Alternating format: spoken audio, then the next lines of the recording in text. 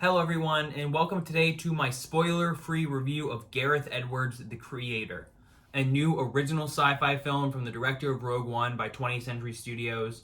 Um, I'm very excited to talk about this one. I didn't really plan to see this or make a video on it, but I pretty spontaneously decided to go check it out, and I'm very excited to talk about it. It's a movie about humanity in 50 years dealing with the rise of AI and the way they've taken over our world in a massive war.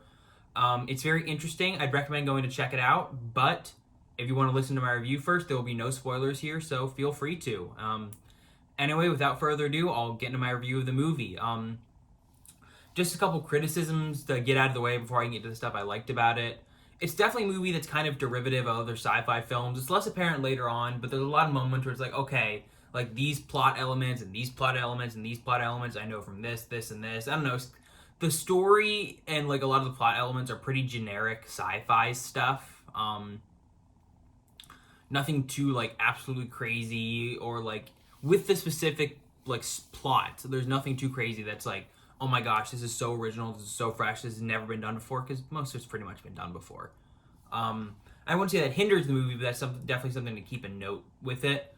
Another thing, I wish there was more emotion in the first half of the movie. The movie deals with a soldier, Joshua, and a young girl, AI, Alpha. And I wish there was more emotion between them in the first half of the film. That one was a lot more dour, a lot more straight to the point with the action and the seriousness. And by the time the relationship starts to really get developing, it's getting closer to the end of the movie when they need to be a lot closer. And I wish they just had more of that development in the first half.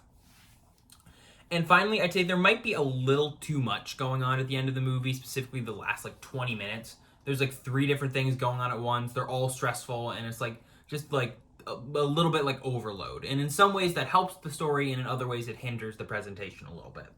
But it's not too bad. On to the pros. First off, it's important to take in a note that this movie was made for $80 million. That is less than a third of the budget of Ant-Man and the Wasp: Quantumania, the new Marvel sci-fi blockbuster. And this is visually one of the best movies of the decade so far. Fantastic cinematography, amazing, flawless visual effects, great music by Hans Zimmer, great sound editing and sound effects.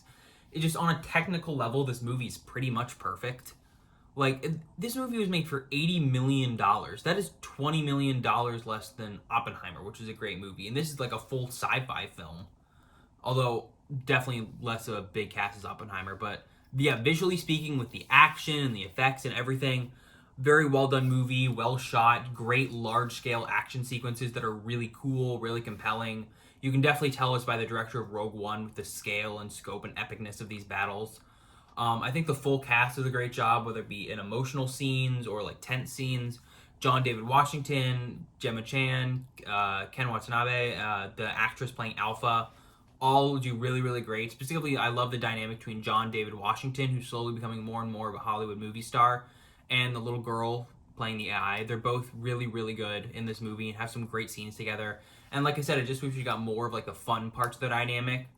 And the movie has some interesting morals because it's marketed very firmly as anti-AI, humans stand up against AI, we can't let them take over.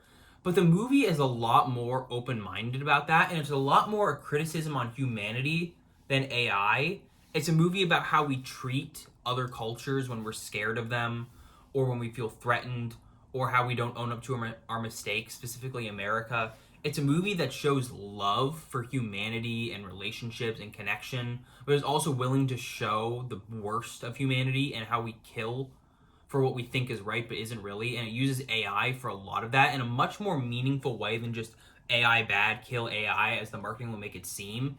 And it leads to a lot of great development and bonds and story moments. It makes the movie a lot more poignant than I think it would have been with just the basic premise, with some great morals and messages that are just work really, really well. And it all leads up to a great finale. Like I said, the first half slogs maybe a teeny bit just because it needs more emotive scenes, but the second half is really breezy, fantastic action, consistently entertaining, and there are a lot of fun moments and ideas here, just showing off this cool original sci-fi world and the way things work with androids and civilians and like that kind of thing. I almost said replicants. This isn't Blade Runner, but I don't know, just a very compelling, cool world. Nothing too amazing in the concept, but it's all executed very, very well. For my overall thoughts, the creator, despite needing a bit more emotion in the first half, not being insanely original, and being a little busy in the last like 20 minutes, is still a technically amazing, amazingly visual, great acted, with a really, really unique messages sci-fi film. It's consistently entertaining, and it's just really, really good. And it's cool to see a big original movie like this that looks so good and feels so good and has a lot to say on the big screen that isn't just a franchise film. It's completely original. And I really appreciate that. I thought it was a really great movie, one of my favorites of the year so far. And I would give the creator a 9 out of 10. I hope you guys like this video. Coming up within the next week, the Ahsoka miniseries review and the Loki Season 2 premiere review. See y'all then. Bye for now.